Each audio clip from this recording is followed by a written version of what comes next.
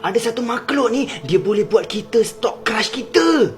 Stalk crush kita? Macam mana dia boleh stalk crush kita? Mesti korang nak tahu kan? Mes ceritakan. Okey, ada seorang lelaki tu, tiba-tiba dia cakap, aduh, siapa yang tarik rambut aku ni? Lepas tu dia pun tengoklah sekeliling kan. Dia tengok belakang, ada seorang perempuan ni, tapi perempuan tu tengah tengok luar tingkap. Lepas tu perempuan ni selalu diam je, dia tak kacau orang. Lepas tu lelaki tu pun pandanglah depan kan, tapi dia rasa pelik. Dia rasa macam, tadi macam ada orang tarik rambut aku. Lepas tu bas tu pun sampailah rumah. Lepas tu perempuan tu pun turun daripada bas. Lepas tu perempuan tu masuk rumah tanpa menghiraukan mak dia. Dia masuk bilik, lepas tu dia kunci pintu. Dia pun terus pergi dekat laci dia. Dia pergi ambil satu bekas. Dalam bekas tu ada surat. Dalam surat tu dia tulis, terima kasih sebab membeli produk kami, iaitu Naughty Stalker. Pernah tak awak suka seseorang tapi tak ada time untuk berkenalan dengan dia?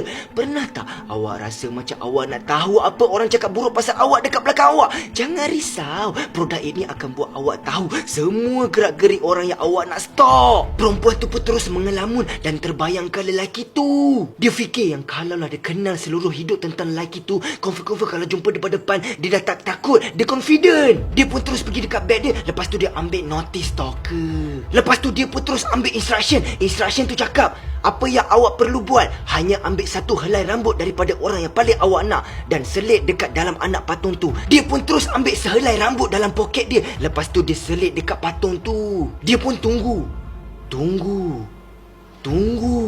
tapi tak jadi apa-apa pun. Dia pun terus bangun daripada kerusi. Lepas tu dia cakap, kenapa tak bergerak siap? Lepas tu tiba-tiba anak patung tu bergerak. Terkejutlah perempuan tu kan. Dia pun terus pergi dekat anak patung tu. Dia nampak macam anak patung tu tengah bernafas. Tiba-tiba kepala anak patung tu berpusing. Dia terus pandang straight dekat muka perempuan tu. Lepas tu dia cakap, jap mak. Anak patung tu pun terus berjalan. Dia berjalan. Lepas tu dia buka pintu. Lepas tu dia berjalan, jalan dan duduk.